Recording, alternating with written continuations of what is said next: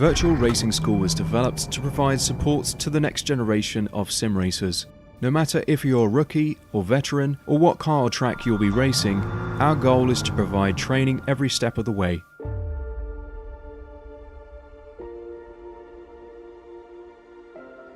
We found that iRacing can be quite difficult without proper training. There needed to be a way to prepare for on-track racing. With VRS, you can literally learn from the best sim racers in the world, including 4-time NASCAR iRacing World Champion Ray Alfala. And Ray Alfala is a 4-time champion of the NASCAR Peak Antifreeze iRacing Series. 3-time iRacing Grand Prix World Champion Martin Kroenke. Martin Kroenke becomes a 3-time world champion. Rallycross World Champion Mitchell de Jong. Mitchell de Jong is now champion for the iRacing Rallycross World Championship Series.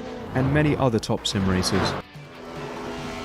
Data packs include everything you need to start learning. Our World Championship coaches create the data packs by setting a hot lap or a series of fast laps for you to compare, analyze, and replicate. Data packs also include a tutorial where the coach points out techniques they use to hit the fast lap. This gives you access to the latest driving techniques and setups before you even hit the track. Sign up for a free account and download the VRS telemetry logger. With this application running seamlessly in the background, your laps automatically start syncing to the VRS website. From there, you can analyze and compare 2 laps of your choice, whether it's your data, the coaches, or your teammates. VRS will automatically target improvement opportunities so you can get up to speed even faster. VRS also makes it easy for you to request and schedule one-on-one or group coaching sessions. These sessions can range from 30 to 90 minutes, and you can select the car, track, and setup combination of your choice. Visit virtualracingschool.com today to sign up and get started.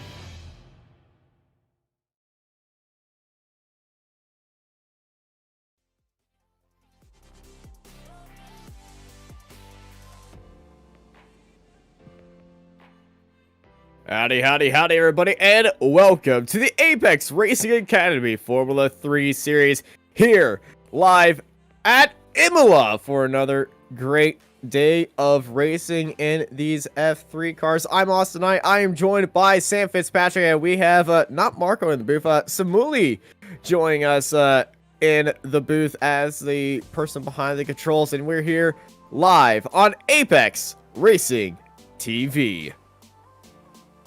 Yeah, round 2 of the championship tonight has a pretty iconic circuit. I always say it's an iconic circuit because I think all the circuits do have history, but F1 visiting here this week. Of course, this series follows the official F3 series, so looking forward to this one. This place is so much fun. I don't know if you agree with me, Austin, but I absolutely love putting laps around this place. A real hot lap circuit, maybe not quite as suited for wheel-to-wheel racing. You know, it gets very narrow out there, but in terms of yeah, putting in the laps, there's a few places better. It certainly is a very fun hot lapping circuit indeed. It's got a lot of chicanes out there, so these chicanes, they do provide for some overtaking opportunities, but it's mostly going to be challenging these drivers to keep these cars in line with themselves, because it's a little bit tricky out there right now with the temperature out there and just how much grip is on the track. You're able to extend the track limits a bit farther in some corners than you're used to, but 75, we're actually using a Fahrenheit thing today. That brought me that we're in Fahrenheit, right? I'm not seeing that wrong, right? Well, yeah, you can actually, you know what that means. Yeah, 75 degrees. It's actually a pretty okay day here. I hope you know the metric term, because now they're going to be confused and I'm not going to be the one confused. Well, I think that's about 25 degrees Celsius, I believe, approximately, very approximately. So not too bad for the drivers, and it's similar air temperature as well. In the morning, all the sessions will follow over one another, so it should get a little bit warmer as we move through the races. Of course, we've got 4 races tonight, so we're currently in qualifying, and then we'll have Heat 1, which will be 19 drivers taking part, then Heat 2, which will be the other 19 drivers taking part, and then the drivers who don't finish in the top 12 in either their heats go through to the consolation, and then the top 10 of the consolation book their place. Apologies, top 6 in the consolation book their place in the final. So the top 12 in each of the heats and the top 6 in the consolation go through to a 30-car final, which should be very exciting. Going to be lots of cars for that final. Here is the championship. Raul Hyman at the top of the standings at the moment, ahead of Daniel Sabo and Stephen Westerhoff, who is now a pro driver after his very impressive form last time. Also Macho, you can see there, also becoming a pro driver. And in the amateur championship, I think it's Florian Beer leading the way. His brother Matez nearly won last time out, nearly won in the GT championship last Sunday. But the Resaholics driver at the top there, and then Spoonstad and Kittelman rounding out the top 3. I think we might be able to show the teams. In fact, we probably won't be able to show the teams, but in the teams it's fairly close as well. But of course, this is only meeting 2 out of 10, so still plenty of time for the championship to change. It is. You still got a lot of time for the championship to change. Round 2, and you got 4 races in here. The heat races do count towards the points too, so you want to have a good heat race and a good final to maximize your points. No points for the consolation race, so the heat races you do want to do well and not just go for that limit of the drivers getting in. So the heat races might seem a little bit more crazy than we saw at the Nürburgring. The Nürburgring, very easy to overtake there. Here, you're going to be seeing a lot more hard-fought racing, and we might see some crazy sends in a few of these corners. Yeah, and I mean, just keeping out of trouble in the heat race is so important, just to make sure they get through to the final. And once you're there to the final, you can be a bit more risky, perhaps. And maybe the driver's not quite thinking about the championship so far, as we see on board with Mitchell Green. Oh, that first chicane is so nice. I mean, the chicanes that they've introduced around this circuit, of course, to make the circuit much safer, are just really nicely flying. They're pretty bad for wheel-to-wheel racing, but to drive around, they are absolutely superb. And then, of course, into the Toaster hairpin, and then Piratella just up the top of the hill, down into Aqua Minerale. Variante Alta is a bit annoying, but then you have the final couple of corners, which are all satisfying. So the drivers can set 4 lap times during their qualifying session. In fact, actually, I think they can set 99 lap times. They're completely unlimited during this 10-minute session. So, but as many laps as you can. As well, I'm flying my Union Jack at the moment because I've got a British 123. This is what we like to see.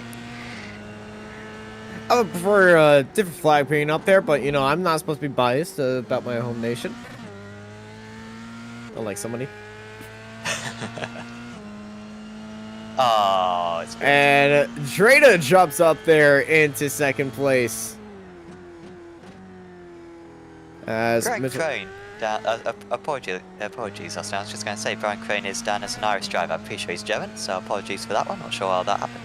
As Merzel goes up to 4th, and yeah, we saw last time out at Nürburgring, didn't we? The times improved so much on the last lap, and I think you mentioned it before, how the tyres get up to temperature on that last lap, and so these laps are kind of just, you know, cider laps, security laps, yeah, cider laps, and then the final one is when it counts.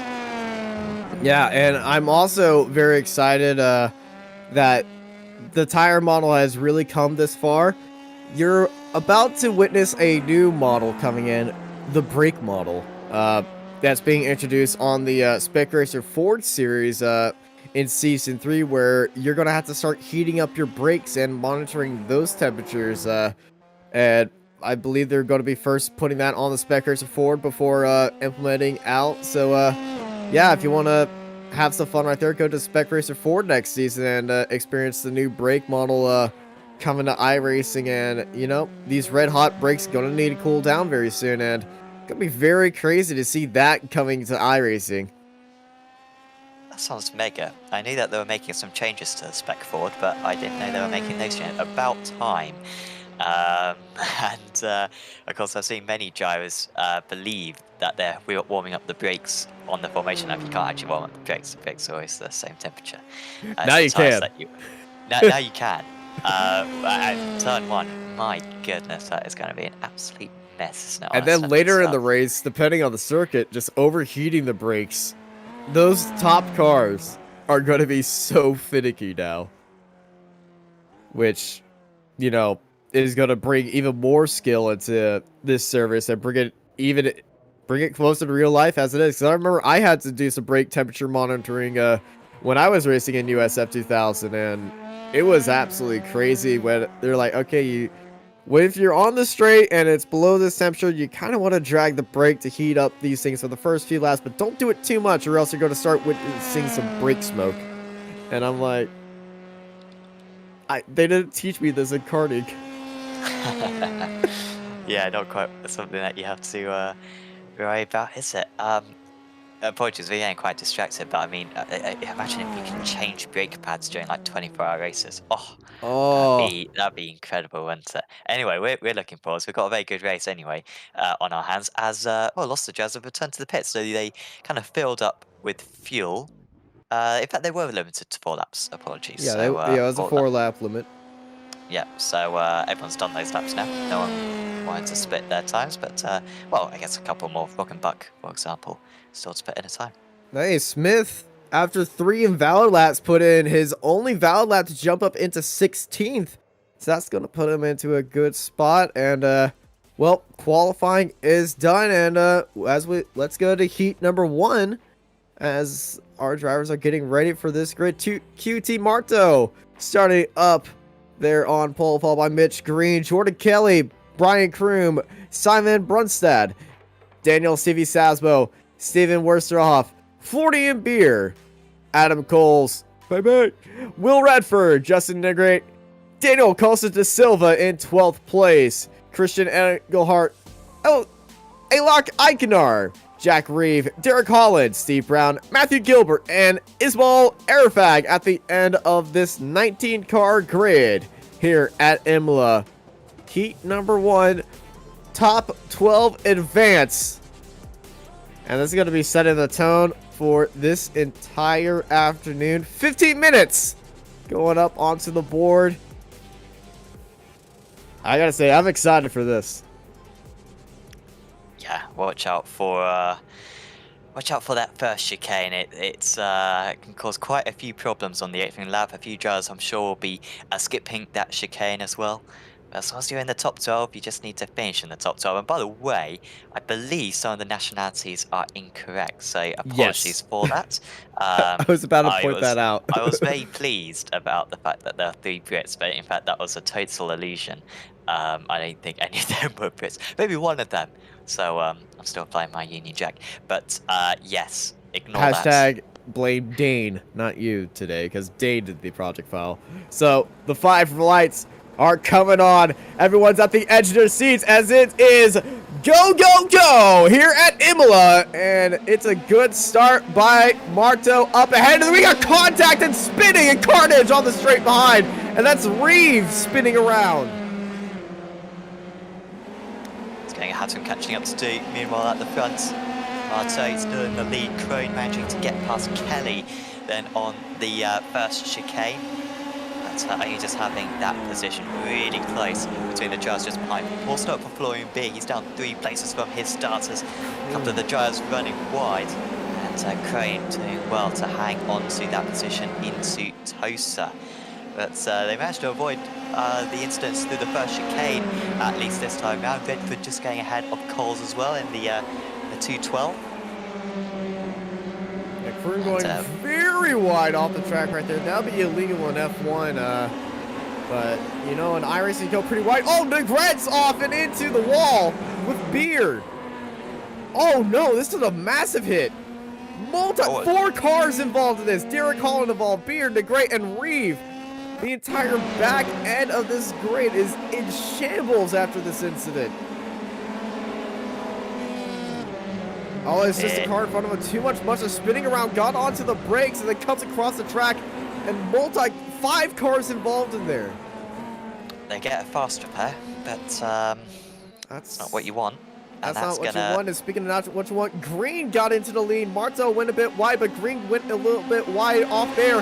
Got into the ground. Now we got a drag race here for the lead. Mitchell Green, Keith, Thiago Marto, and Brian Crude are top 3. They're going to go 3 wide as they race down the straight, heading into Tamburello. Who's going to be the last late breakers? Marto decides to back off. Green holding it on the inside. It's going to be Crude around the outside to take the lead. Might be move of the month there. That was brave on lap 2 of Heat 1. He's made it stick. And yeah, must have been a mistake because I think Marto lost the lead. Marto lost the lead at like Variante Alta, which is like, how do you lose it there? Or maybe you like, go wide, get a slowdown. Yeah, that could be the only thing, as Westerhoff has hit the wall hard, and that's, well, look, everyone's in the pits apart from the top 12, so as long as you don't crash, you're going to get straight through to the final.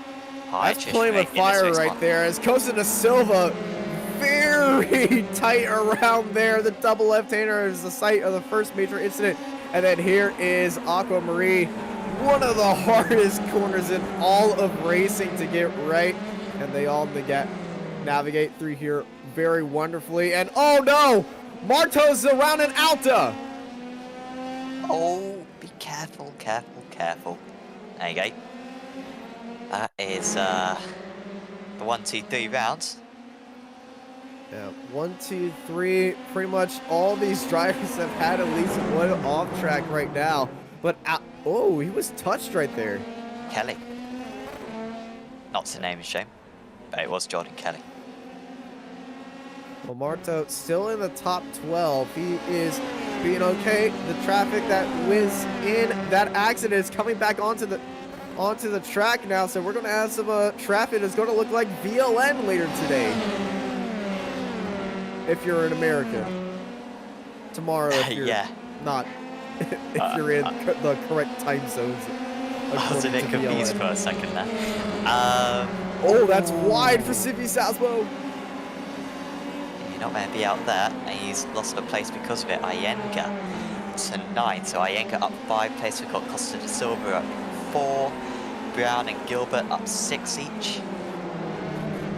So Iyenga having to go defensive. Holland is a lap down and having more offs at the moment. I feel like he's just letting these two drivers battle out ahead because he's in 14th. If they continue battling, they could have an incident together. So they get really tight over there. Oh, come on, careful, guys. No, that's all right. Iyenga holding on to that. Oh, no. Oh, no. He's wheel onto the grass. And Derek Holland says that is 1 down, 1 to go. He's still in the race, but can we go back to Stevie Salzbo? His wing's damaged. If you look at his front left wing, it is pricked up. Yep, shoulder cam showing that.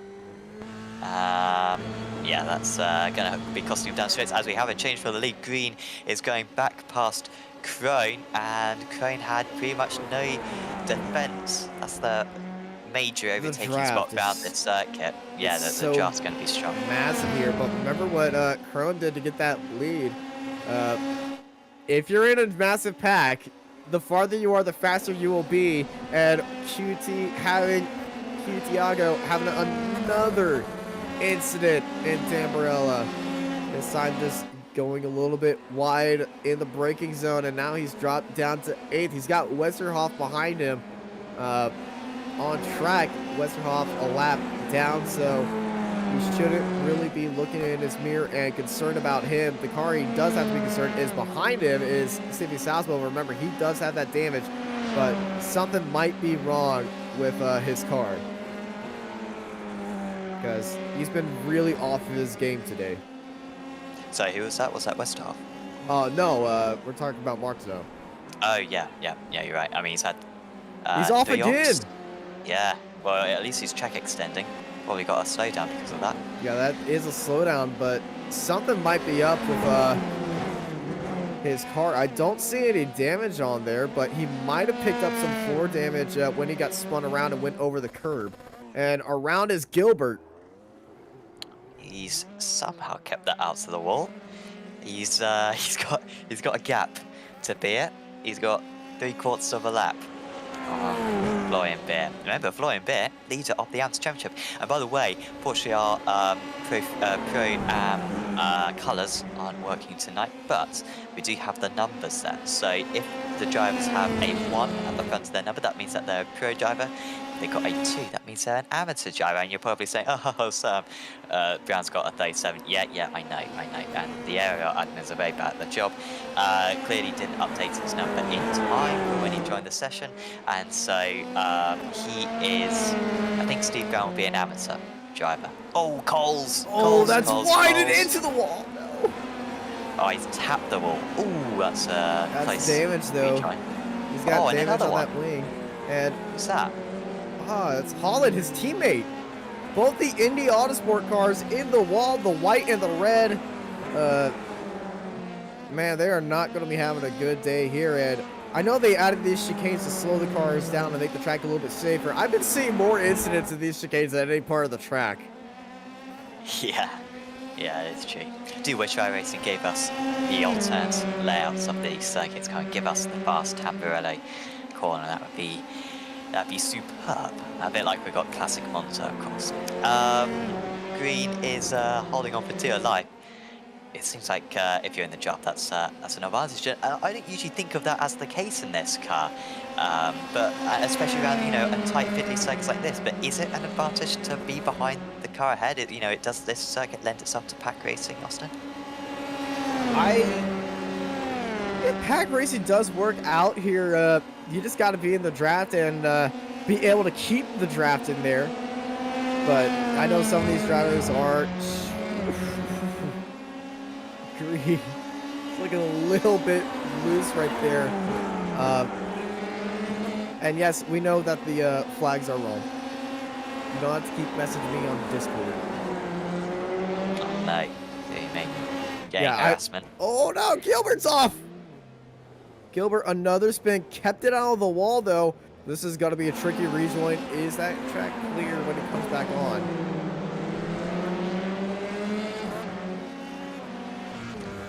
Beer in 12th, so just someone jump behind Beer. Was it Westerhoff have a bad lap? Not sure, I might be being thick. Westerhoff has been in 13th. Beer has been in 12th. Actually, no. Okay. Westerhoff has been ahead of him. Yeah, I thought Beer was 13th. I thought he was outside the final places, but... Oh, too Marto, much curb strike. That's a slowdown. He just set the fastest up of the race, Marto. So I don't think he's got much damage. He's just really inconsistent. And look how far behind he is. Like he's as fast as these guys at the front. And he's in a different postcode at the moment. Well, consistency is key, as they always say as they go on to the straight. And Brian Kroon is lined up in the draft for this run on Mitchell Green. And is he going to go with the Kroon move down the inside? No, he's not. I feel like he's counting his cards. 10 minutes into this race, 5 minutes to go. Probably not worth it if you go for it at this time. And he's going to play it like an endurance race. Going to see how long each lap takes and try to calculate on when that white flag's going to come out. Ienko got past Brown, by the way, fairly recently, so good job there from Alok. Yeah, Crane looks like he can go for the move if he wants. He kind of drops back, I think, in the middle of the circuit, and then he closes up like Valiente Alto and Rivatsa and stuff. So he's maybe the favourite for this race. And of course, extra 3 points on offer for these drivers. No Hyman as well. In fact, actually, I don't think Hyman's around tonight, is he? Hyman's in Heat 2. Oh, is he? Okay, I don't remember seeing him in qualifying, so I did. No. My point was going to be they could take the lead of the championship, but it's not going to be the case. They could. They did outqualify. Marto did outqualify Hyman. Because Marto took pole. Yeah, no, they weren't far behind going into this round, were they? So Hyman, who won both of his races last round, another Greg, and convincingly as well as Crone, very convincingly. He's just suddenly lost a second. What's that about? He didn't really make any big mistake from what I could see. He went wide in Alta. He got a slowdown. Oh, okay. You know, we got the FIA track limits police on here, so, you know, some drivers getting a slowdown, some are not. You know, it's Imola. That's the one complaint of this track. They can go pretty wide, and you don't really know where the track limit is. And everyone's begging for the F1 curves to be added so nobody can kill their wrist going over there if they have a direct drive wheel. I know the Formula 3.5 guys, when they were here, they were begging to stop making the curb jump the line because, you know, direct drive's not really kind of the wrist when you do that. I think you probably have the best vision of any of the Apex Racing TV commentators because you got a keen eye for these off tracks and the DRS, of course, in the Formula 3.5 car. It's like a hawk. Well, it is the best car on iRacing, hashtag not biased at all. And speaking of 3.5, that is immediately after Apex Racing Academy. And oh, that's wide for Kelly. Kelly's going to get a slowdown now. Is the hawk. What? Yeah, is the hawk making some sense? That looks pretty good for Kelly. I don't know. Maybe he was within track limits. Yeah, that's Imola being Imola, but look at Kroon all over the place. Here comes Kelly. Kelly looking for a good spot up into second place, up to the draft, right beside him, and up into P2. Jordan Kelly looking very nicely here, as Kroon has to get his head back in the game if he wants to get back up into second place. And he's using all the track and then some to get up there. Can Kelly catch up to Green? It's looking good, isn't he? 1.5 laps to go. Well, last lap for Green, Jordan Kelly and Mitchell Green put in pretty much identical lap times last time by, but they are 1.8 seconds behind. The draft in this car is not as big as some of the other cars on iRacing, so they're kind of in that pocket, but they need to get a little bit closer to be feeling the effects of the draft. But with less than a minute to go, I don't think in the next 2 laps they have enough time to get up to Mitchell Green unless he gets a slowdown coming up in this corner. You just got to watch that curb on the entry, and he goes really wide across the line. Oh, he is pushing it, and oh, that gap has dropped by 0.4 right there. And Crone is going to have a chance of coming back against Kelly as well, so they might be too busy bickering over second and third to be paying any attention to the top driver. I think the point system in these heats goes 30, 27, 25, so a couple of points on offer for Crone as the marshals waving the white flag. It's not surrendering, it's the last lap of the race, as not fighting this one is Kelly. Crone could have this second position fairly easy. Ooh, and he is. That was looking very tight going into that. It's going to allow Green to get a little bit of time back, but these two are all rabbiting over each other. They're going to go for another move down the inside. I don't think Green needs to worry, as these two are battling for all the points right here as Kelly goes wide. Groon keeps it, but Kelly's back onto the inside, side by side around the hairpin. Still side by side off the exit. They're going to go wheel to wheel throughout all of Imola today. It's not over yet, just Crone staying ahead, but I think Kelly might have a last lap lunge into Rivazza if he can absolutely nail Valiente Alza, but yeah, Crone's had the pace. It's just he had that one bad lap where he dropped out of the draft from Green, and that's made the race a lot more tricky. You could send for it to him. Alta here. You could send it. We're not going to see that we are not going to see that absolute send right there. I did not say that one word again. No.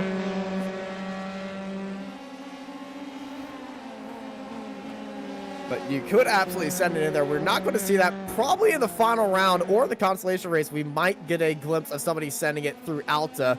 But Mitchell Green is going to take the win here at Imola in heat number 1. Crone holds on against Kelly. What a battle. That was really the tightest battle out there for the final 3 minutes of the race or so. Brunstead top of the amateur drivers. He fell off quite a bit, did Boonstad, through that race. He was with the leaders for a while, but his pace had a couple of poor laps, and Redford finishing in 5th on toe, despite being very quick there, finishing in 6th. I got some news for you, Sam. Here Matthew Gilbert, his internet shut off. So that's why he suddenly just disappeared off the track. Matthew Gilbert started at 18th. He survived through all that chaos and was up into 10th at one point, and then surprisingly went back to the end of the grid. His internet got turned off. That's unfortunate. Yeah, it's I feel like we've had a lot of those recently. We had one earlier on in the Sim Races Asia Championship. We had a couple on Tuesday, sorry, as well, in the GT Trophy. So no, that is bad news. Still got the consolation though, in order to get through to the bar, but he'll be starting very near the back, of course. Ladies and gentlemen, pay your internet bills on time. Or just bribe your ISP. Don't live in the UK.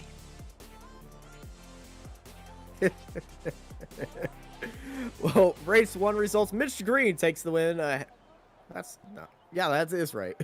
Ahead of Brian Crew, Jordan Kelly, Simon Bernstein, Will Redford, QT Marto, Daniel Costa da Silva, Daniel CV Sasma, Alok, Ivan Gar, Steve Brown, Florian Beer, and Steven Westerhoff all advance to the finale, followed by Adam Coles, Jack Reep, Derek Hawley, Christian Engelhardt, Matthew Gilbert, Justin Negret in 18th place. We'll be seeing them again in the consolation as we're getting ready for race heat number 2. So they're all lined up on the grid. Followed Drenta, David McDonald, Connor Bell, Rock Mazar, Chuck Morrow is our top 5. Where's Hyman? Where's Hyman? Aha. Okay, I was seeing things. Not the hawk, after all. I don't really wouldn't call myself much of a hawk, more of a fox. Five for lights and away we go. We got a stall card on the grid. And that is Genie. Tracer in the lead still. It's all the same through the top 6, but off the second goes Mauro in the 244. Gets back on quickly, but he is going to be outside of the advanced places very soon. Good start for Kittelman and Dunn, Atkinson and Bell. Everyone who's just outside the top 10. Mighty start from there, but Boberg with a poor start, and Cosmaro with that off as well. And Pacini, the car number 3. Very good job, is Pacini. But yeah, he is well done. He's got lots of work to do. Dan Atkinson's on his debut in the Apex Racing Academy Formula 3 VRS Super Series, running up in 10th, and yeah, he's getting a couple of places as well, but that top 4 also. Yeah, top 4 very nice. Only one incident with the a few people going a little bit wide and deep into Tamparella and the stalled car. Pacini, the number 3. You guys are on top of it, but I believe that would be the 203 with him being a amateur. Few drivers going wide into Alta. This is a much cleaner first lap than we saw in heat number 1. Ooh, wide for Merizil there, and quickly gets back on second. Yes, and Atkinson's doing very well. Amateur driver, I think it's Atkinson's. Again, on his debut, bunch of Indy Autosports drivers signed up for this round, and now Merzil's going to lose out to Aaron Smith and Kittelman. Another Indy Autosports driver might be able to get past. He's going to try to do the move that his teammate did.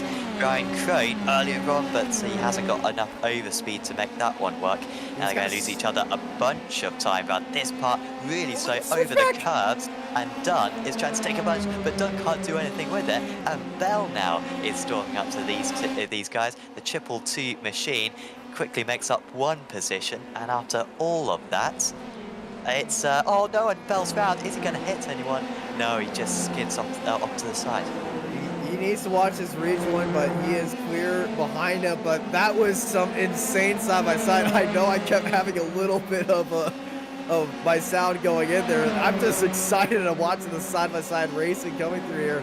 But Adrian S really looking for a good spot. This is Durag Adrian S at 249. Not, I believe, his brother as very wide goes Bakari, and Adrian S, both of them are in the top 12 now. Oh no, his brother's off. His brother's off. Oh, he's all right. But that wasn't the plan. He might pick up a little bit of a slowdown as well. He was absolutely miles off. Must have kind of lost the car after fighting Smith so hard. Smith's now at 4 places from his launch. Oh, it's getting very close as well into Ravatsa, with Kitsman nearly going into the back of Merzel. And also, just in the background, that's done with a slowdown. Yeah, and now we got Merzel and Adrian S, but Adrian S using his time to do the slowdown right now, but that is really going slow. I know you got 35 seconds to use it, but he just lost a lot of spots right there, as that's Rickard Bogberg up there into 7th place. Yeah, I thought that may have been like a hardware issue or something for a bit there, but maybe the delta He just waited increased. into the straight. He just waited into the straight and just lifted off right there. I know some drivers that like to serve it immediately. I'm one of those drivers. You know, you got that long straight. I would never serve a slowdown on a straight. You just lose so much momentum going down there. If you serve it before the straight, you can get the spot back that you just lost by getting into that draft, slipstreaming them, and maybe sending it back down the inside into Tamburella. But, you know, some of these drivers, if they're in a fight, they don't want to slow down immediately. So I totally understand the time. And hey, it's a 15-minute race. You can get that position back. As we side by side to Alta, down the inside goes Van Ackeren. And oh, Adrian S is off in Alta.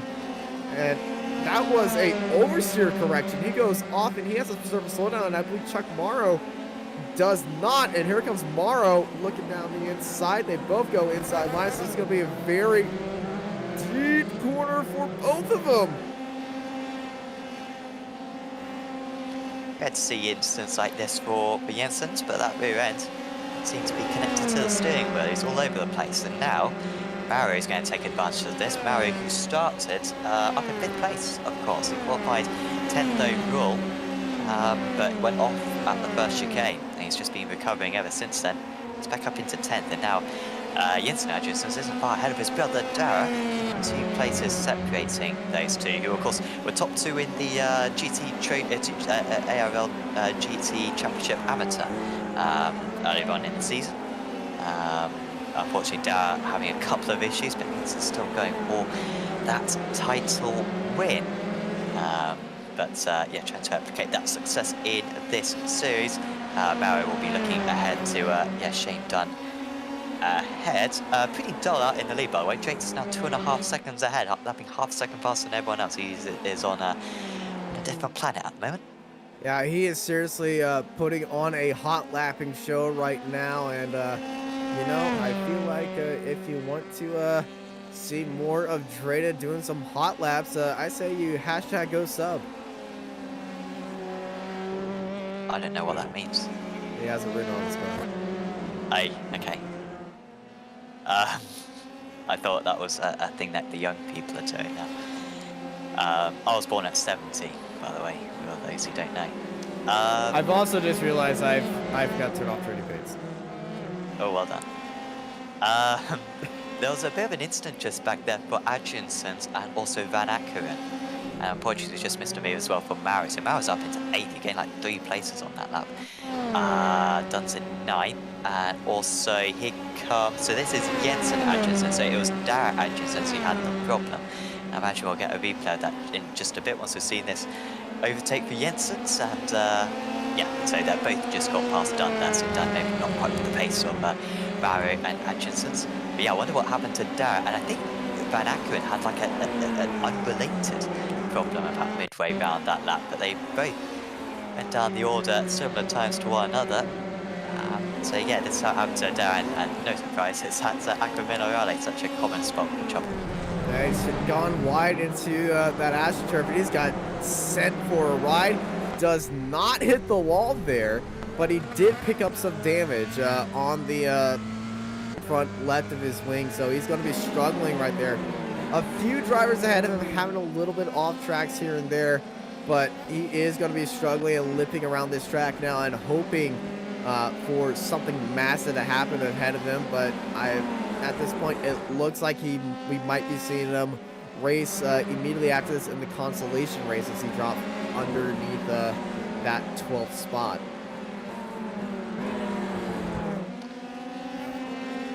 Yeah, and I think he had to do he's had to do some work from there, wouldn't he? 8th place, but he's got Colander first to get past. Both these drivers with similar front wing damage actually.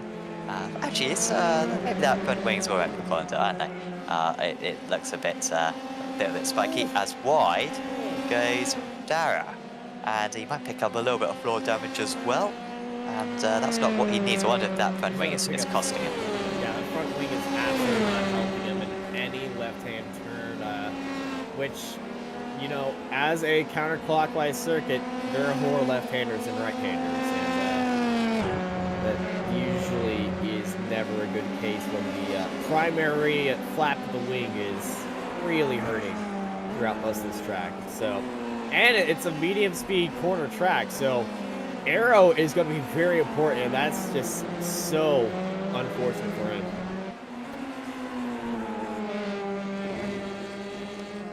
Get a fresh car at least for the next race, whichever race that is.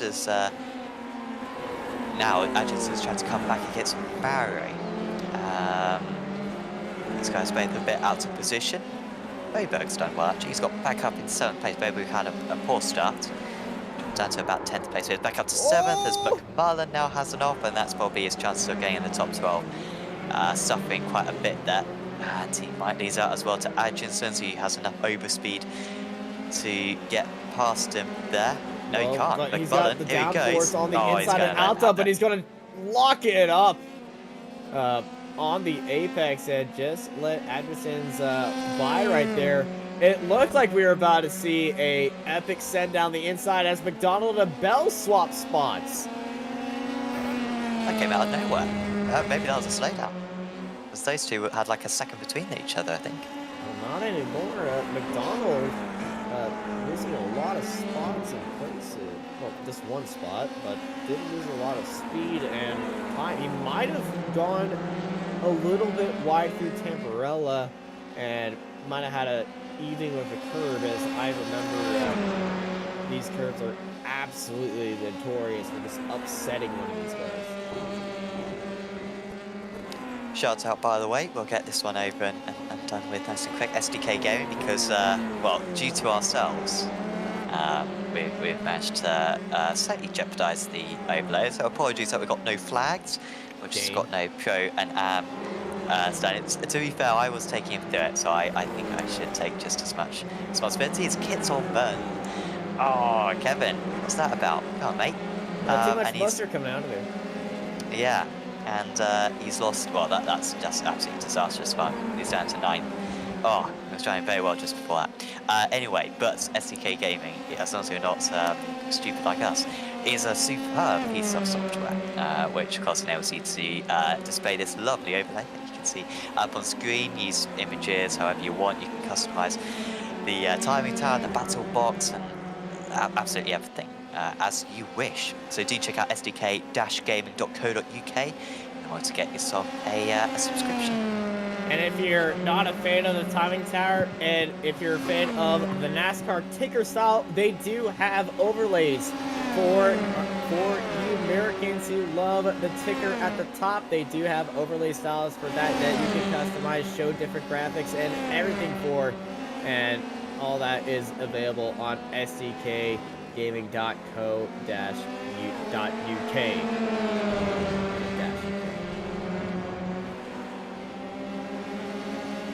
It's in the description. Ooh, as Picari makes a little bit of contact with Pacini, who's been having a great recovery drive, but Picari losing out 12th place to Bell, who swings around the outside. I've also just had, well, yeah, that's yeah, he's not going to go to the final now, is he? And Atkinson's has just had a problem again, and he's given up the position to Mauro. It is unique to see Jensen's Driver is inconsistent. Oh, that's a slide. Could that be the rear tires degrading, or is that? Yeah, that's the something rear. else? That's the rear tires. I know earlier you said the rear tires are not connected to the steering wheel, which they never are unless you're driving a Formula E car. A Formula Extreme E car, not a Formula E car. I know my formulas. Extreme E cars, they do kind of control the rear tires just a little bit, but yeah, no, the rear tires are connected to the right foot. And a little bit too much mustard. So, you know, later on in the day, as we said earlier, it was 76 degrees on track. It might be a bit hotter now. The track is heating up. So these tires, yeah, it's 82 degrees on track, 10 degrees hotter than qualifying. Oh, Atchinson's, come on.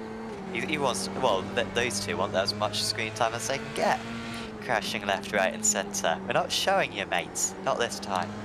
Well, but we are showing a fan favorite. Rock Merzel's got a lot of fans in chat. The pro driver currently sitting in 5th place, chasing down Aaron Smith. It's the closest it's been to Smith for a while, since like the first couple of laps. So it's now up to 83. It's just increasing constantly at the moment. The track temperature. I think you'll have a good chance here on the pit straight for the last time. Oh, he definitely is going to have a great opportunity to draft up to it. He just needs to be as close as possible coming into this final corner, but he doesn't need to as a spin for Smith. He goes around. Rock up into 4th. Oh, I was looking forward to that. And he's ruined it. Boberg might be able to catch up to Smith. And that's the curves, and I guess obviously the tyres aren't going to help either right there. Just the 1 place loss for Smith. When Kisman made a spin, he lost about 4 places, but fortunately there weren't too many drivers close to him. And yeah, Merzel back to 4th where he started. Watching the replay on the stream, that quick reaction on the wheel to turn right as Smith was spinning in front of him is absolutely on point right there. And that reaction time, you can't find that anywhere else unless you know what you're doing. And I've seen a lot of drivers in real life being able to pull off quick reactions like that. So, hey, if you're a real life team owner, or, you know, if you go into karting, sign that kid up. Sign Kevin Kisman up as well. That was a brilliant move. The first chicane. To move back up to 7th. I think that's the 3rd time he's overtaken Mara in this race. He'll be hoping that this time he doesn't give the place right back. Apologies, the 2nd time. I'm saying the 2nd time. However, I think it would be the 3rd time for Atchison if he could get past. He's quickly caught up to these drivers. Was about a 1.5 seconds faster than Mara on that last lap, and already Kisman is managing to leave those guys behind. But out in the lead, hello Drayton, is nearly at the checkered flag. Yeah, Drayton up at the flag, checkers in the air, and Paulo Drayton is going to take an absolute fantastic win for the Brazilian here. He's going to advance into the finale as Connor Bell puts in the fastest lap of the race. He's going to advance as well, followed by David McDonald in 3rd, completing that podium. Rock Brazil takes 4th, followed by Smith, Bobber, Kittleman. Adrianson's done, Pacini, and Bell, but Chuck Morrow is going very slow, and he's currently at 12. He's out of fuel, and McMullen is right there. There goes Bakari. Morrow is going to miss out with 3 corners to go. He's going to be very not pleased with that, but he will be. It's gonna be a. This is the slowest drag race I've ever seen to the flag. Barney's just waving that flag. Morrow is right there. Here comes McMullen down the straight. This is going to be close. It's going to... At the line, Morrow gets McMullen. 2/10. Unbelievable. That's the highlight of the race. And I might upload that to social media. That was brilliant. That is the slowest drag race we've ever witnessed, but that was probably going to be pole for the upcoming race, which is right now the consolation race, 10 minutes. So, you know, if I was Chuck Morrow, I would reuse that exact set because you definitely have fuel for at least 10 minutes there.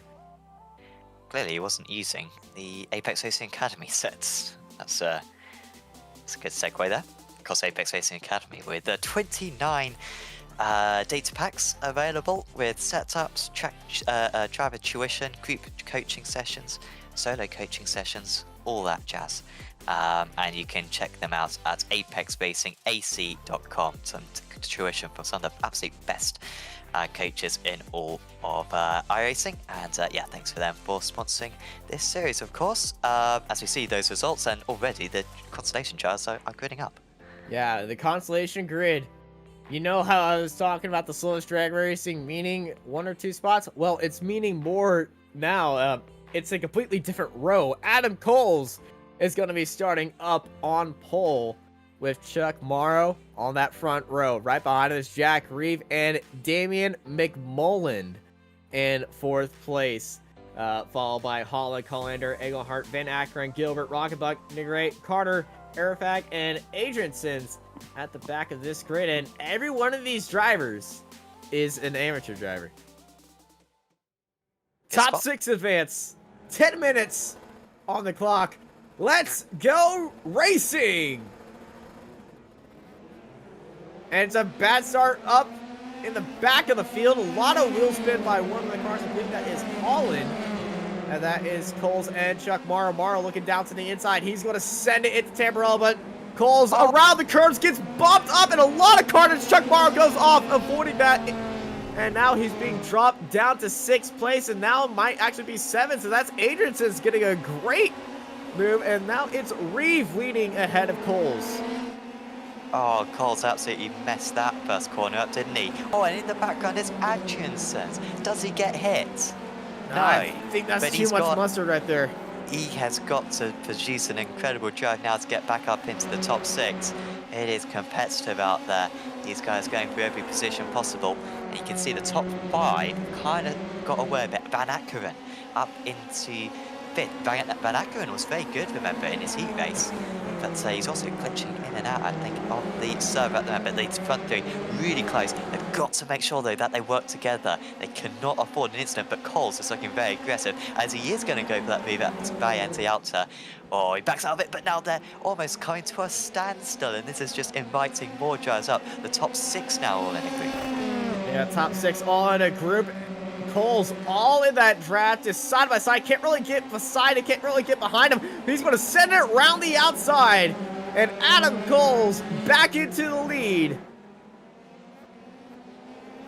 But now he's got to deal with that straight right behind it. Ackeren's around and into the wall. That's got to be game over, surely. It looks like everything's pulling straight, and Reeve uses the draft to get back into the lead. A 144 force that. This is going to be a pack race. I'm calling it right now. The top 5 are all just going to be nose to tail. Comes Mauro. He's into the advancing places now. He's in 6th. Roggenbach outside of those places. Adjansons is out. Dara Adjansons game over. Or Dara. Made too many mistakes. Probably did have damage. Collander's off and into the sand right there, and I Cole's feel like back in the lead. Oh my goodness, these two are just going absolutely nutty at each other. And the car behind him is not McMullen. That is Egelhart, and there's contact. Coles and Reeve make contact. And that is so unfortunate. Both of them getting a lot of damage. That's going to promote McMullen up into the lead as soon as he can catch Coles, as Coles is struggling through Aquamarine right there. And here comes McMullen. It's that battle is over. 24th and 25th on the grid for the feature race. It's not worth it. It's not worth it. Can we get a look at Cole? I swear I saw Coles's front wing. Yeah, it's gone. It's gone. He's driving like it's not, like it's still there though. He's still got some pace right there, and I know most of these cars get more of the downforce from the floor, but still, that front wing is very crucial. He's not pitting. I don't think he knows that he's missing a front wing. That's a car meatball, seemingly. Even if he did, he could probably get to the end and then get scored by on the last lap. Mauro, well, he's definitely got floor damage. Because he's gone up like 6 places in 2 laps as Mauro. And he could go for the lead. No. I wonder if Coles is just going to suffer down the straights from here on in. Maybe through the corners, iRacing isn't penalising him too much, but down the straight, he looks really bad. Now, on his screen, he might still have his wing, but he definitely has a lot of floor damage because he is so slow on the straights. He goes wide. Here comes Chuck Morrow around the outside. Can he handle it around the hairpin? Chuck, well, he's going to get squeezed off this exit right here, but now they got a little short shoot. Here comes Chuck Morrow. He's got all the speed in the world. Does it not being affected by any floor damage right now. Gets into the lead on that double left-hander. And yeah, what I believe is true. Coles does have his front wing on his car, on his screen, but is being affected by floor damage because he's carrying through these corners in some ridiculous speeds without a front wing. He's 5.5 seconds ahead of Holland in 7. That's the driver he's got to beat. And Holland's got a bit of clean air. Holland had a poor start as well. Holland was the driver who just didn't get off the start. He spotted it straight away. Holland was doing the drag racing technique of warming up your tires when the green lights go. But unfortunately, this isn't the drag racing. You don't have a staging area with your tires. What was his last lap time, Holland? 42.9. Oh, that's slow.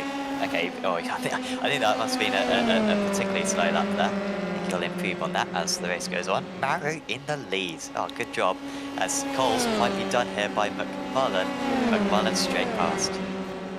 Yeah, he is a rock and water right now on the straights. He's got speed in the corners with what's going on with his car right now. But on the straight, it's just absolute rock, boulder, water.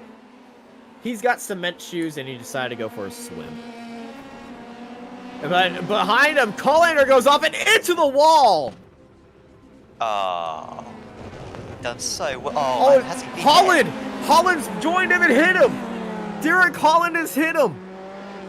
I can't believe my eyes. Barrow's gone off. What's happened to Barrow's out of the race?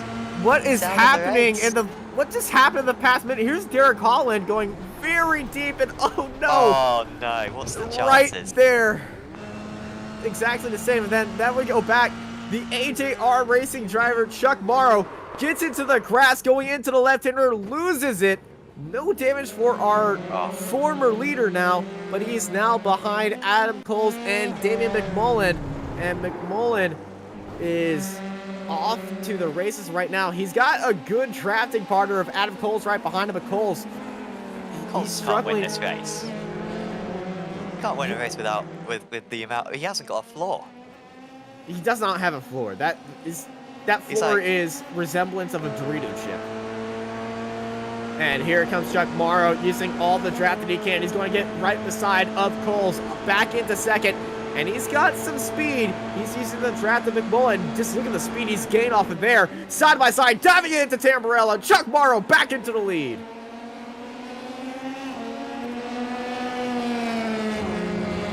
So, despite that spin, he's still got terrific pace. I mean, McMullen's a very strong driver. I know he's an amateur, but all these guys are amateurs. I'm surprised McMullen hasn't got enough pace to keep him behind.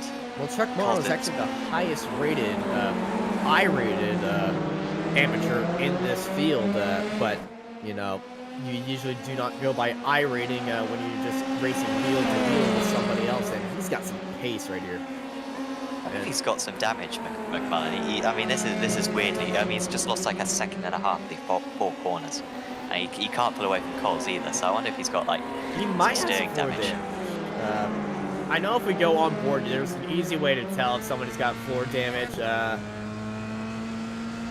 No, it's not showing right there. If there's like a checkerboard pattern on the nose, it kind of shows that he's got floor damage. If we go on board Coles, he definitely has it. Yep, there it is. So I'm not sure what's happening. Oh, slow down. I'm very detailed oriented. Good news for Coles, actually, in terms of the slowdown. I mean, you may as well just pick them all up because he's so slow down the straight, so he'll just serve it automatically without even trying. Is there a off-track penalty incident limit here? 16. Yeah, I wouldn't attempt that. Final lap. Oh, here comes. Final lap, definitely. Glitching out. He might appear ahead of these drivers. Where is he? The DeLorean is going to appear on the inside of Coles. And he's pretty much driving like a DeLorean because he is out of time. His movie references are going to really get me in trouble. Where is he? You know, I think if I'm Eagleheart, I would just be staying right there. Or if I'm Coles, I would just let him by or wherever he is. But he's not on track for nearly half the time that he's on track. So it's pretty much a guessing game where he is. So I don't think he's really going to be attempting to pass these two cars ahead of him. He is going on into the finale at this stage. And with 30 seconds remaining, Chuck Morrow has left this field behind, up 5 seconds into the lead. And, you know, he might be skating the edge of another lap to go. And, you know, if Chuck Morrow has another lap, I don't think he would care that much. Well, the white flag was out, so I imagine, I hope iRacing's calculations are right. Pollen's crashed again. I think he's just being back on set. I think Alan Prost crashed that one, yeah. Coles has just got... Oh, no, Coles, he sent it! Oh, Coles! Well, he went for the last lap move. Check is in the air. Chuck Morrow takes the win with enough fuel in the tank this time. Followed by McMullen right behind him. Engelhart. Yep, that's Engelhart in third. Followed by Coles surprisingly in fourth, dragging that car across the line. And Bryce Carter joins them in the finale. Rogabuck, Gilbert, Van Ackeren, Reeve, Holland, Collender, Adrian Sins, and Airfag not going to be making it into the finale after that interesting consolation race. Honestly, we had 13 drivers out there for 10 minutes. That's more fun than we're going to have in the Grand Prix tomorrow. I mean, that was so much. That was amazing.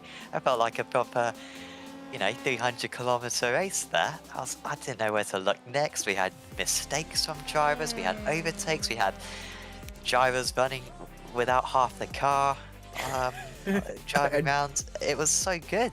We had drivers breaking space-time continuum. The tires just screaming for dear life as we check at our heat results. Chuck Morrow gets into the finale, not the way he wanted to, but he does do it with enough fuel in the tank, as my voice is completely gone right now, so I'm going to give it over to Sam as I try to figure out what's going on.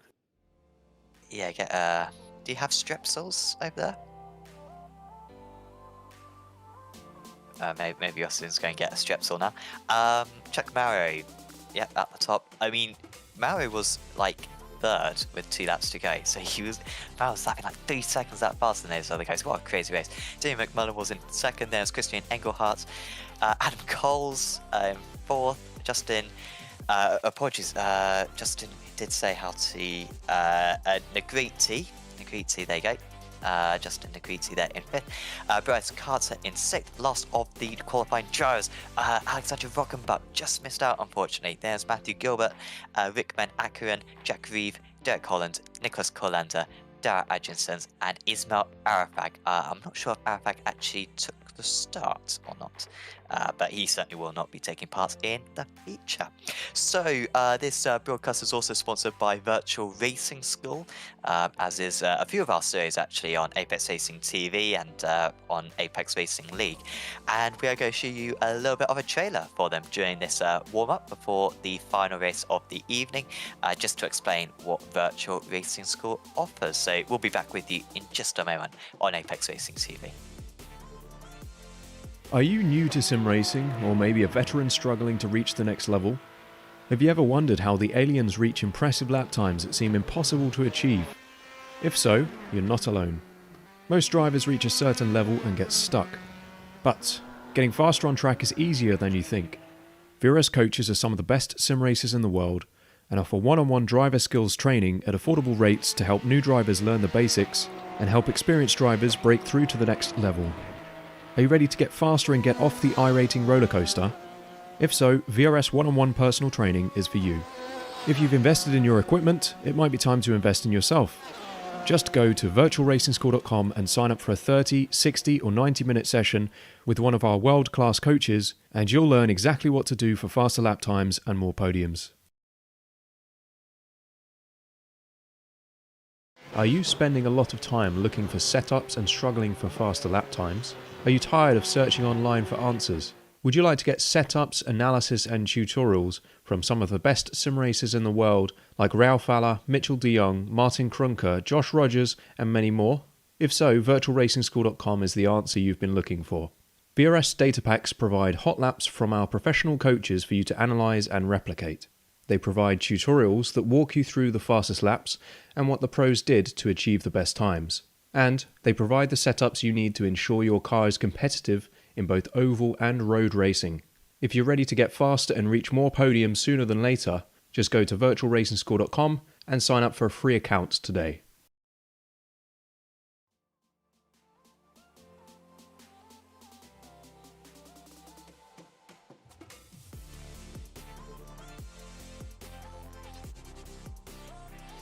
And welcome back to the Apex Racing Academy Formula 3 series here at Imola.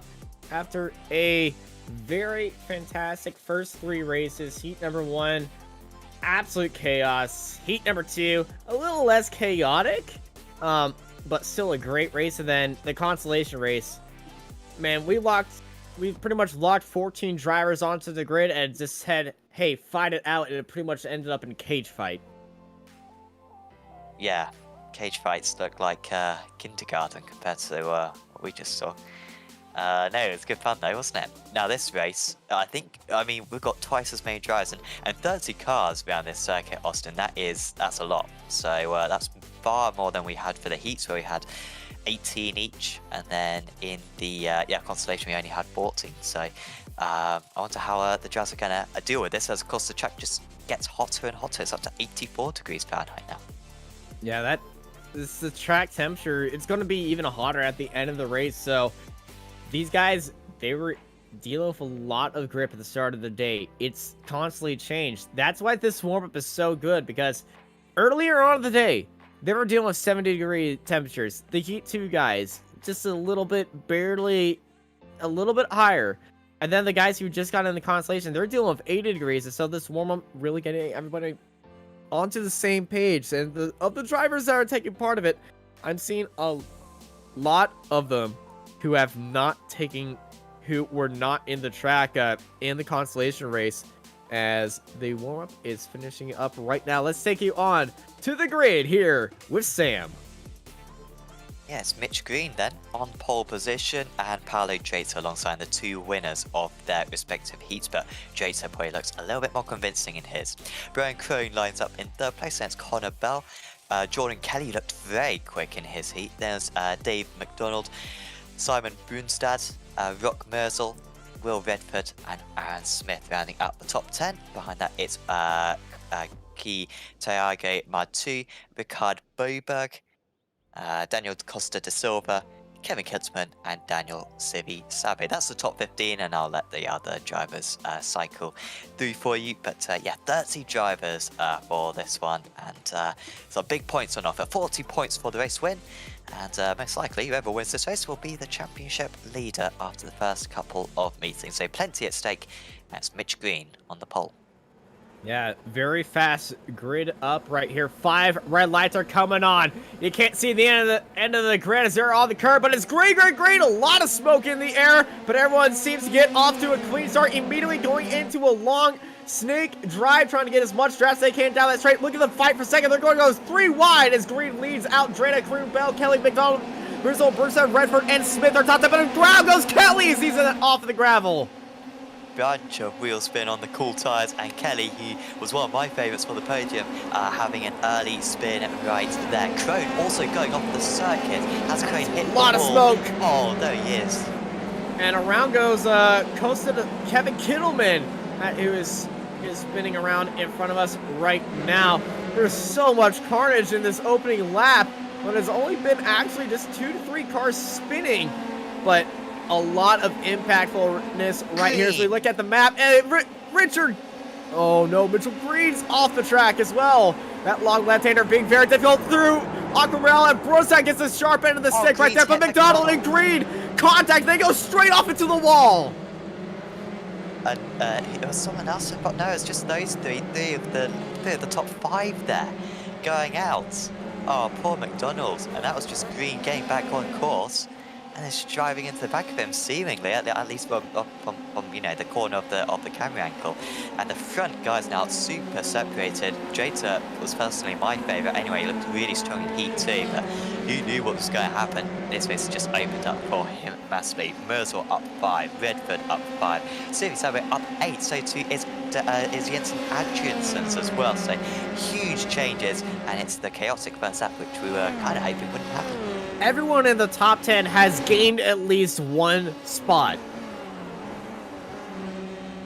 And look at this, 4 wide does not work out. Into the wall goes McMullen coming across the track. And he is stopped right there and in shambles. Unfortunately, massive damage. That was Engelhart, I believe. No. Engelhart is still doing the DeLorean tactic. But I'm not sure who that was that hit the wall. And speaking of hitting, anyway. Brown gets tapped wide and into the wall, comes across the track, straight into McMullen, and the 199 of Kelly is around as well. The two Irishmen having no luck there. Get some cloves out or whatever. That is, fast repairs needed. But yeah, Green's toe back to the pits. That was spectacular as well. That was almost in slow motion. You could see him hit the wall any moment, and then just the debris scattering across the circuit. And nowhere for the others to go. Wow, Engelhart's up 16 places. He's escalated half the order. That's what can happen. As long as you get into the beach race, anything can happen. That's why it's so important to get in there. Dunn is past Costa da Silva now. And Dunn is up 9 from his start. There he goes, down the inside and up into 9th place. Very tightly fought right there. But now here comes Costa da Silva in that draft as Engelhart is, it's going to be impossible to get an onboard camera with him. Sorry, Simile. As Smith in that 242 right behind Rock Merzel. Battling out for 4th right now. Yeah. So did Redford get past Merzel? I think Redford's an amateur driver. Yes, he's the only amateur driver on the podium. Merzel had a little bit of an issue, and Will the Unit Redford, as he was given that name last round, up into 3rd, and I believe he's starting to pull away from Rock Merzel, who had an issue with Tamburello because last lap he set the fastest lap of the race. Fastest clean up of the race. No, Smith! Corner there. Yeah, there's a corner there. It's not that deep of a corner. Looks like he wanted to take the Brands Hatched approved new corner design that they never actually passed, but they did pass, but they never actually went on designing it. Where they just said, okay, we're just extending this corner, and next thing you know, sharp hairpin. He basically took the Lime Rock Park of the chicane route of Aquamarine. Pretty much. Yeah. Marco's going to hate me for butchering that corner up so well, and I'm so glad he is not in the production booth today. Aqua Minerale. I think it means water and minerals. I don't actually know, but that's what it sounds like, doesn't it? Smith is going to be overtaken here by Silly Sabo, but he's having to go onto the grass in order to make this move. Smith holds on to his pointing the wide thing there, just stay behind. Merzel's crashed. Or has he crashed? He's off in the gravel. He's very slow. Coming out of Tamburello, very slow. And both the drivers getting out of the way of the slower car. And Rock getting back up in there as our chat is being blown up right now. Yeah, give it a rest, guys. Wow. Leave some space for the others, eh? Merzel, staying ahead there of Silly Sabo's Dunn is 3 seconds behind these guys. Got quite a bit of catching up to do. You also can check out the gaps between all the drivers and their last lap time, the best lap time, on the live timing in the description below. But But most of the battles currently going on in this top 10. This is the closest one. So Sabe still looking for a way to move up, and that's going to be a slowdown.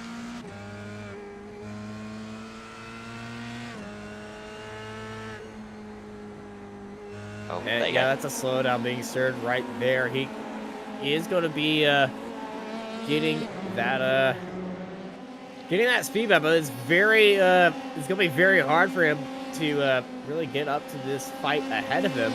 But this last lap, everything's unloaded right here.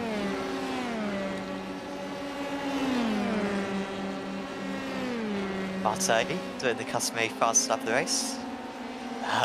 What has he never had a fast lap of the race? Exactly, yeah, there you go. You get no bonus points, by the way. Fast lap, nothing. Zilch. But this shows the talent of the of Martel right here. Absolutely on point at the time. He was struggling in heat number 1. We were kind of seeing if it was not going to be his race, but you know, he just got his head in the right, and he's calculating this track and hitting any corners like it's a 1, 2, and 3. If anyone got that pun, you can hit me in the face. I'm gonna have to watch it back. Oh, no, It's his driver number. Oh, well done. High IQ stuff.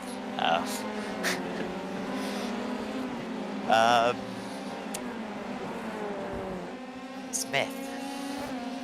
So where's Sibi Sabe gone? Backwards. Off now. Yeah.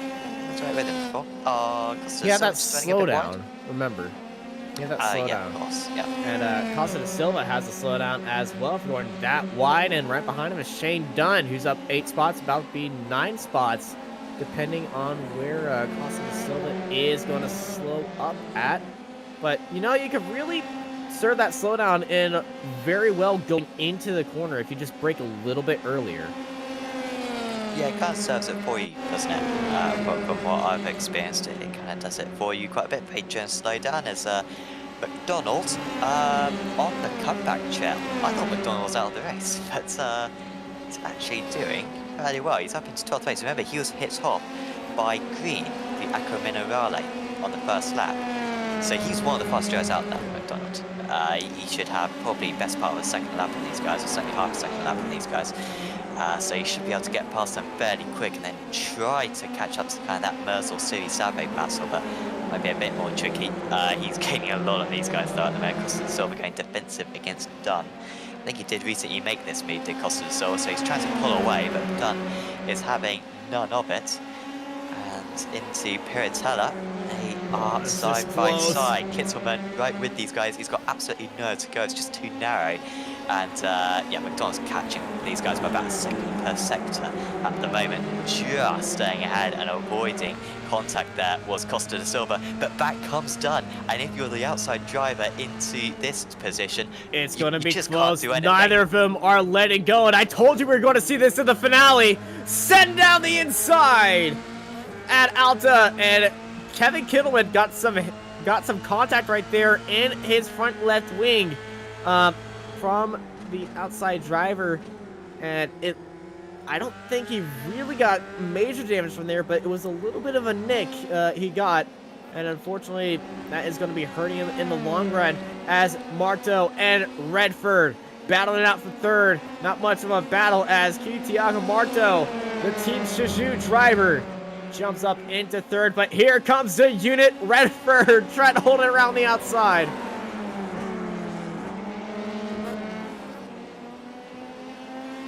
So Marto up another place, and past the snap. He was half a second faster than the leader.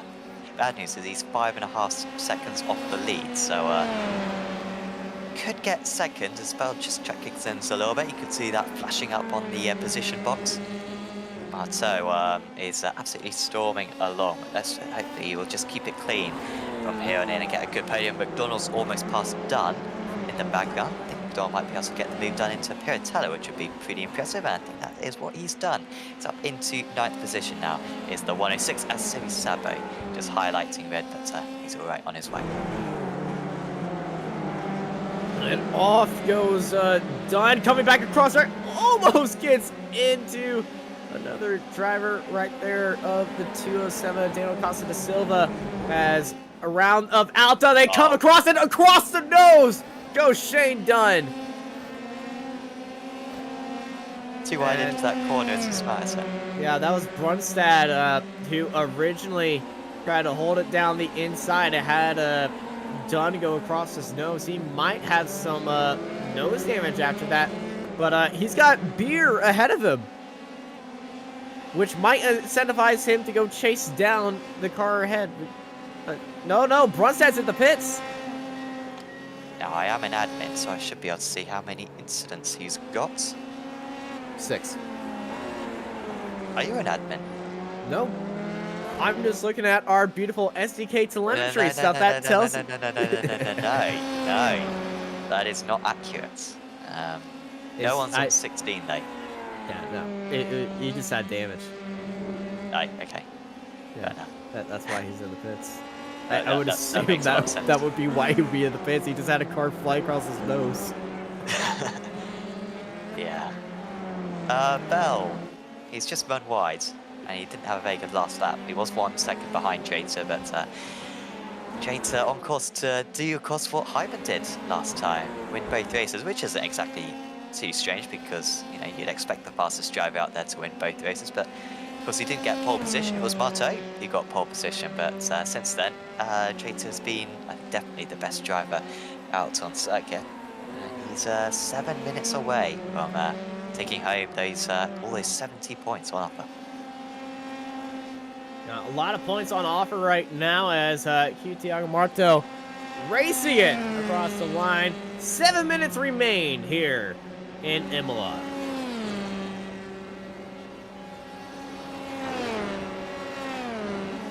Tight battle. No, he's not as, leading. What am I saying? Bell's crashed. As these guys, there's 2 Bells. Yeah, me, Jackson Bell. Connor Bell's the one that's had the bigger incident. Connor Bell was up in 2nd place, and now he's down into 6th place.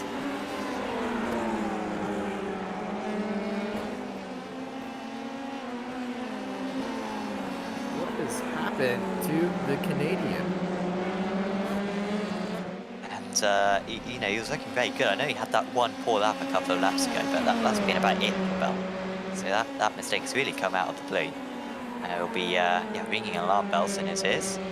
There you go. That's good. That's what you call a good pun. So but he's seemingly still got a very clean car. Even that front wing isn't too crumpled. So we have seen a couple of jazz already get past Smith. So could be some recovery here, but yeah, unusual to see that. Yeah, very unusual, but he's attacking this course like he wants those positions back, and if I was Connor, I would be exactly the same, but that's promoted Redford back into the top 3, and Tiago Marto into 2nd place, but he's got a 5-second gap to Paulo Dreta ahead, and that Brazilian is absolutely on fire around here.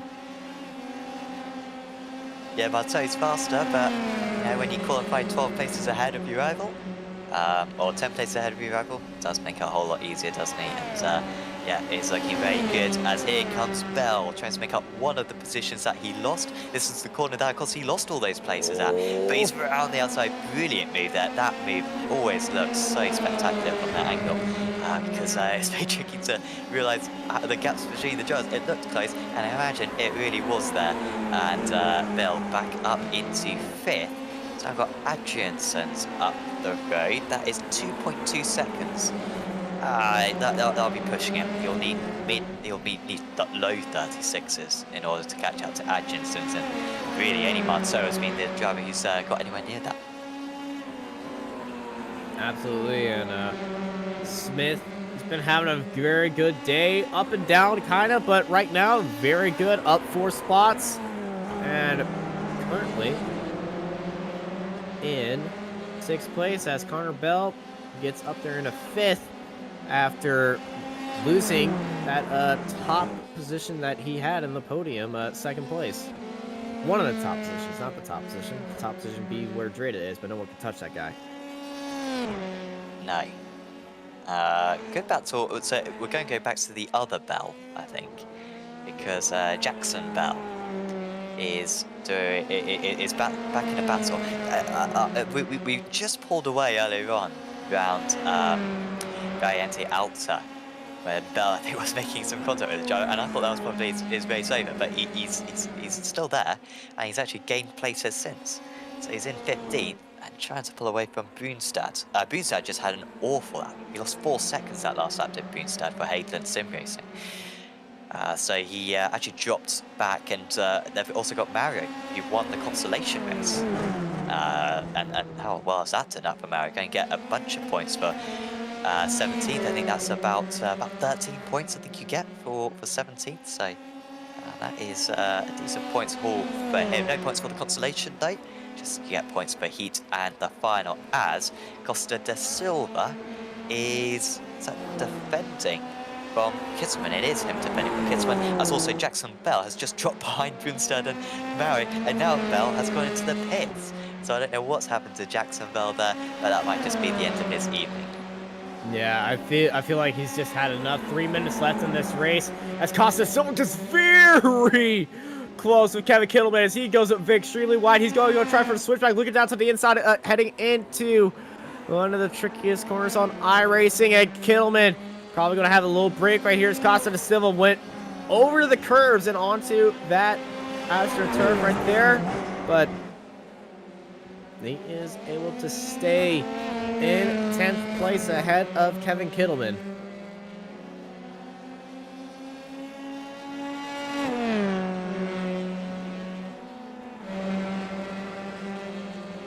Two laps to go for the drivers who are now crossing the line.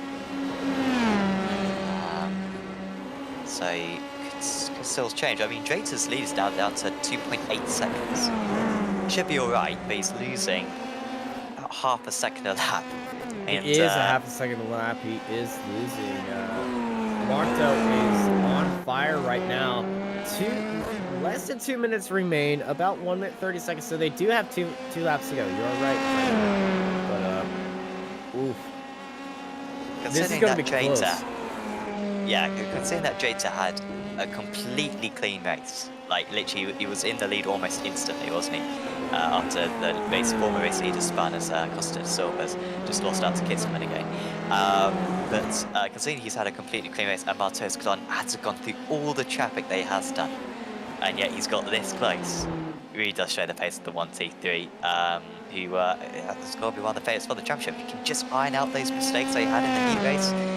I mean, he is looking very, very quick. Of course, we don't know about Raul Hyman, whether or not he'll be able to do the other races, but yeah, but I'd say, despite the fact that he's not going to really score anywhere near as points as Drates tonight, I still think he's probably been the fastest driver. Yeah, Marto has the pace. He just didn't have the races that Drata had. He had to charge up through 9 different cars and to get up to where he is right now, to get a seat half a second faster than Drata that time by. White flag is in the air as Smith and Mizzle are side by side. Yeah, Mizzle was 3 tenths past that last lap. Here he goes. No, he backs out of it, and that's probably his best chance gone now for Mizzle. Haven't seen many moves down into the final couple of corners so far. It's really tricky to follow the Variante Alta, so the drivers haven't made many overtakes near the end of the lap, but and also taking a bit too much curve through Villeneuve isn't going to help Mirzul's cause either there. Just trying to get just at least back into draft range. Boberg down 1 place from the start. Bit of a tricky race actually for Boberg, but he's got done now ahead of him. Spud Motorsports. Oh, there's a spin ahead of him. That is Westerhoff. It's already a lap down, but is providing a lot of onset spillness as Dunn goes a bit slow. Bogberg up down to the inside, and they're going to have a little bit of drag race, but Dunn with that outside line is going to have more speed coming out of that corner as they go up the hill. And Rickard Bogberg trying to dive it down to the inside, but the Crips Racing driver unable to get that move done on Dunn. But somebody who is getting this race done is Paulo Drata. The Brazilian takes the win in a dominating fashion. here at Imola ahead of a charging Thiago Marto, who puts in an amazing last lap. And Will the Unit Redford, the amateur driver, finishes up on the podium. Wow. Redford had what was absolutely superb. His pace was sublime, really showing a punching above his weight, and I think that'll be the lead in the outer category for Redford. He did fairly well in at Nürburgring, didn't he? So excellent job from him. Adjensons, also amateur driver, finishing in 4th place. Bell, Smith, Merzel, Sivi Sabe, McDonald, and Kittelman rounding out the top 10. Adam Coles is trying to catch up to Jordan Kelly. Kelly, who of course had that first lap incident, and you just wonder how different this race would be if it weren't for that first lap incident where we had 3 of the top 5 immediately drop down the order. Kelly, though, just going to survive near the end here. He'll get 17th place, and all the points count. That's championship favourites Jordan Kelly, not the round that he would have been hoping for. There he is, and then it'll just be Carter as well to cross the line to finish out this beating.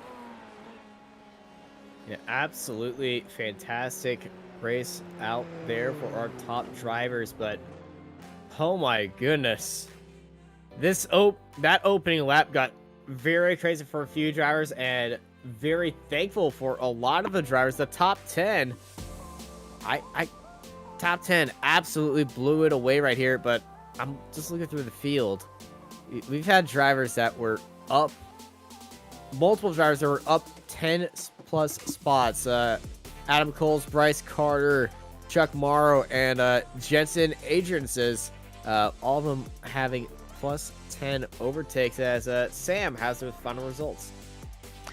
Yeah, it was Paolo Jata who won out. I'll try to calculate the points in just a moment because I can't really remember how well Jata did in round 1, to be honest, but the Brazilian winning out this round 2 at least. Thiago Marto with a really good final race. He didn't go his way, but still for Team Shazoo doing well in 2nd. There's Will Redford, Jensen Adjensons, Connor Bell, Aaron Smith, Rock Merzel, Daniel Sivisabe, Dave McDonald. What comeback from McDonald. That was insane for McDonald. Well done to him.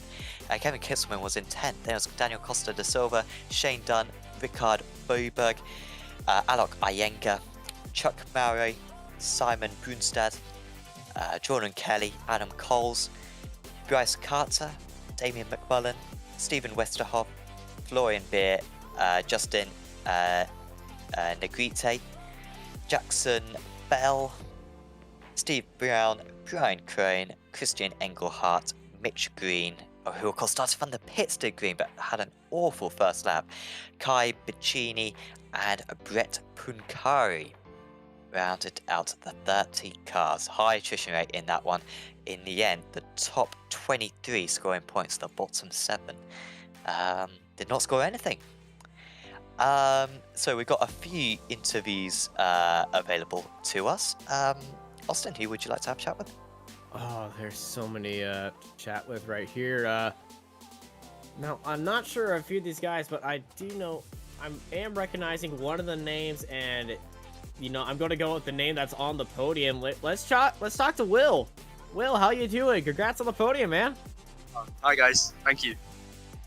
So, Will, up 6 spots, and that opening lap, you were immediately up there in the fight for the 3rd place, Sammy. You were immediately up there into the podium positions. How are you feeling? And walk us through that first lap. I'm feeling good, first off. I didn't have a lot of practice. I hadn't driven this combination until earlier today, so I wasn't feeling very confident in pushing the car. But I don't know, it's just like going through the first lap, everyone just kind of spun off and killed themselves in front of me. So I just took up all the positions from that, and then I was immediately into 4th or 3rd, and then just I tried to trace down Connor and the leader, but I didn't have the confidence on the cold tyres to try and push it, so I just settled in. Then Quio, I'm not sure how to pronounce his name, but he caught me and passed me. I didn't want to fight him because he was way quicker, so I just let him go, tried to stick in his draft, couldn't do it, and then it was just trying to bring it home without doing what Connor did and spinning it. You seemed in control of the car today. you were in that first race where the track temperature was much lower than it is right now. Talk to us on how the track temperature changing throughout the day really affected on how these cars handled. Yeah, so the colder it is, the more grip you have. So it's kind of like, it's a lot harder on a warmer track to push it because you don't have as much grip available to you, especially when the tires warm up. You know, you've got the track's hotter, so that they heat up quicker. They get hotter and they overheat. Whereas on a cold track, they don't normally do that. So you kind of got to take into consideration at the end of the race, you might be sliding around a bit more than what you normally would. But it's really just the first race, you know, the practice, it was really nice track to drive on with it nice and cool. And then it got a little slippier, you know, when it was heating up, but I didn't really notice it because I was trying to keep the car on the track. So. Well, you definitely did that. You kept it on the track as much as you could and finished up there on the podium, which I believe would put you near the top of the amateur championship. Yeah, all right. It's pretty nice. Decent result. Thank you, Will. Before we let you go, anyone you want to thank? Yeah, thanks to you guys for the broadcast and my competitors for crashing and giving me a podium. And yeah, thank you to my sponsor, Nest in the Woods. All right, pretty sure everybody is very proud of you. You have yourself a good afternoon, and we bring it over to Sam, who is standing by with another driver. Yes, I think I'm going to have a chat with Mr. Connor Bell now, who scored a lot of points tonight. So it was a really good Heat 2, finishing in 2nd place and then 5th place in the final. But Connor, it could have been a little bit more. Talk us through that mistake in the final race. Oh man, I'm pretty disappointed about that one. That I could have got a lot more points there in that race. And I was just overdriving, pushing too much. I was starting to catch Paulo Dreda in first place, and then hit one of those sausage curbs at turn 1, and it just spun the car right around. But I recovered to 5th, so not bad, but it definitely could have been a lot better. We saw a lot of mistakes for drivers out there. Is this the toughest circuit you think you've been to so far this iRacing season? Yeah, definitely. Sometimes I like it, sometimes I hate it. It's just one of those tracks. Once you get in the flow, it's pretty fun, but definitely easy to make a lot of mistakes. I wasn't expecting to get that good of a finish because I pretty much only started practicing this morning. But yeah, not my most favorite track, but hopefully it'll be better next weekend. And how have you found the heat racing format so far? I mean, have you ever done any other leagues which run this type of racing? No, this is actually my first league, so I haven't done anything like that before. But I really enjoy the heat format. Just constant action, and what I like is that it gives like drivers a second chance if they're taken out in their heat, because there's the consolation race. So yeah, I really like the format. Awesome. Well, thanks for having a chat with us, Connor. Is there anyone you'd like to give a shout out to? Shout out to my brother. I know he's gonna be watching this. And then also shout out to my Twitch, Connor Bell 5. I wasn't streaming this weekend, but I should be streaming the next couple or the next races in the season. So yeah, that's about it. Awesome. Well, yeah, once again, thanks for having a chat with us, Connor, and best of luck for scoring another good result next week. Yeah, thanks, guys. Connor Bell there, finishing in 2nd and 5th tonight. You could probably hear that he wasn't best pleased, but still a decent job. Austin, are we gonna have a one more interview perhaps, maybe with Simon Brinstad? Actually, no. Simon, he finished in 16th. I'm seeing a lot of requests for one certain driver, so I've got to say we gotta give the people what we want. Ladies and gentlemen, Aaron Smith. Hello. Hey, Aaron, how you doing today? Fantastic. That was an amazing day today. I'm really happy with that. I'm ecstatic. That was so good. You certainly had a lot on your plate today. A lot of stuff happening around you. You were side by side throughout. Pretty much every time we saw you, you were side by side with somebody, and you're either pulling off a crazy move or somebody was pulling off a crazy move on you. When were you not having just something happening around you? Pretty much never. I didn't get one break, but I guess because of that, it made it so much more rewarding. Honest, it was the feeling is so good because, especially the feature race, I was battling with him all like pretty much the whole race, and to cross the line only like 3/10 ahead of him is such a good feeling. To just get second in class, 6th overall is so good. Yeah, 6 overall is extremely good, especially in the amateur class. You upshowed a few pros today. I was gonna say, like, the battles that I had, mainly in the feature race with a couple of the pro drivers, was I felt like I could just let them through, but oddly I was keeping with them, if not quicker than them. So I just thought, what's the point? I may as well just send it. And in the end, it paid off. And the only pro which I felt a little bit annoyed that I didn't beat was Bell. I felt like I probably could have caught him, but I again had to defend like most of the race. So, but it was still an amazing race, and I loved every second of it. Well, I'm pretty sure all your fans who are in chat right now that were dying for this interview are thankful to hear your overly optimistic voice. So they're going to be very happy about that. And they're going to be happier about this part. Before I let you go, anyone you want to thank? Just want to thank the boys in chat. Ryan, Finn, Joe, Jack, just Ben as well. Like, all of you, you are absolute units, and you guys are amazing. All right, pretty sure they're happy to hear that. Thank you, Aaron. You have yourself a good night. And we're going to bring it over to Sam for some closing thoughts. Yes. In fact, do we have time for another interview? I don't know if I get a whisper in my ear whether that or not that'd be alright or not. We'll have another interview. We'll ask Simon Brunstad a question or two, just because he's I believe, Simon, you're now in the lead of the Outer Championship. Congratulations. Thank you for that. Had a bad second race.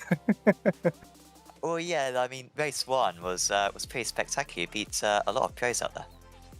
Yeah, unfortunately I got some damage to my front wing in the first few laps, so I sort of lost the lead pack there. I knew from practice and qualifying that my pace was up there, but unfortunately I just couldn't keep up after I had a little contact when I tried to pass one of the lead cars in the first few laps.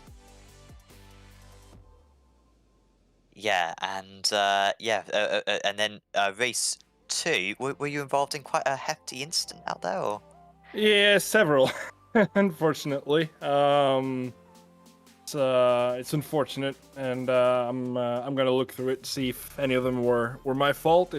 On first glance, I think I'm in the clear, but I'll have to review that and eventually do a round of apologies, I guess. But yeah, I fell down. I got a few 4Xs and got a drive-through penalty, so ended up 16th or something. So that's a bad end to a good night. Definitely, but yeah, still the points for the Amateur Championship lead. Simon, is there anyone you'd like to give a shout out to? Yeah, I'd like to give a shout out to my team, Hold On Sim Racing. Also all the boys and my coach Suelio Almeida. Yeah, that's about it. Awesome. Well, thanks for having a chat with us, Simon, and yeah, see you next time. Thank you, Sam. See you. Simon Brunstad there, quickly pitching him into the broadcast, and yeah, what a crazy evening there. That consolation race in particular, the peak of the madness, I think, but it was pretty entertaining throughout. It certainly was entertaining from start to finish. Action everywhere on the track, and I'm gonna be honest, I'm excited for next week already. I'm not even sure where next week is, but I'm sure it is going to be good. In fact, I can quickly find the calendar. Zolder. Wow, that's going to be tight. Alternate soldier. Is it? Well, I've got GP down, but maybe if the official says it's alternate, then we will be running alternate. So, yeah, that will be. Official series was at Ulta Park last week, so we went to Nürburgring. So I know the people who set up this who set up this series, you know, they have a brain on their shoulders, Marco, and you know, he might put in the GP, the proper circuit. So, you know, we'll find out next week, but I can certainly tell you it will be in Zolder. So thank you everyone for joining us here in the Apex Racing Academy VRS Super Series here at Imola. I've been joined by Sam Fitzpatrick and Samuli Kumo in the production booth. I'm Austin Knight, and I hope y'all have a good night.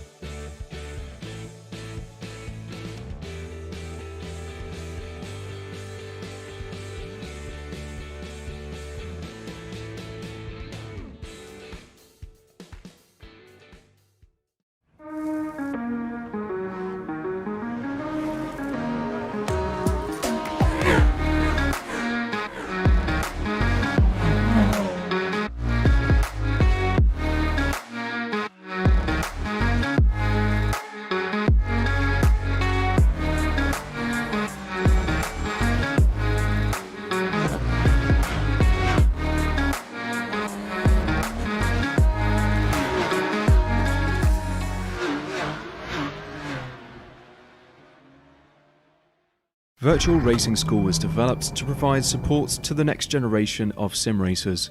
No matter if you're a rookie or veteran or what car or track you'll be racing, our goal is to provide training every step of the way.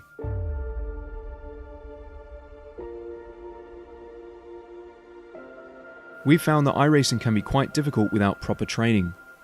There needed to be a way to prepare for on-track racing. With VRS, you can literally learn from the best sim racers in the world, including 4-time NASCAR iRacing World Champion Ray Alfala. And Ray Alfala is a 4-time champion of the NASCAR Peak Antifreeze iRacing Series. 3-time iRacing Grand Prix World Champion Martin Kroenke. Martin Kroenke becomes a 3-time world champion. Rallycross World Champion Mitchell de Jong. Mitchell de Jong is now champion for the iRacing Rallycross World Championship Series. And many other top sim racers. Data packs include everything you need to start learning. Our World Championship coaches create the data packs by setting a hot lap or a series of fast laps for you to compare, analyze, and replicate. Data packs also include a tutorial where the coach points out techniques they use to hit the fast lap. This gives you access to the latest driving techniques and setups before you even hit the track. Sign up for a free account and download the VRS telemetry logger. With this application running seamlessly in the background, your laps automatically start syncing to the VRS website. From there, you can analyze and compare 2 laps of your choice, whether it's your data, the coaches, or your teammates. VRS will automatically target improvement opportunities so you can get up to speed even faster. VRS also makes it easy for you to request and schedule one-on-one or group coaching sessions. These sessions can range from 30 to 90 minutes, and you can select the car, track, and setup combination of your choice. Visit virtualracingschool.com today to sign up and get started.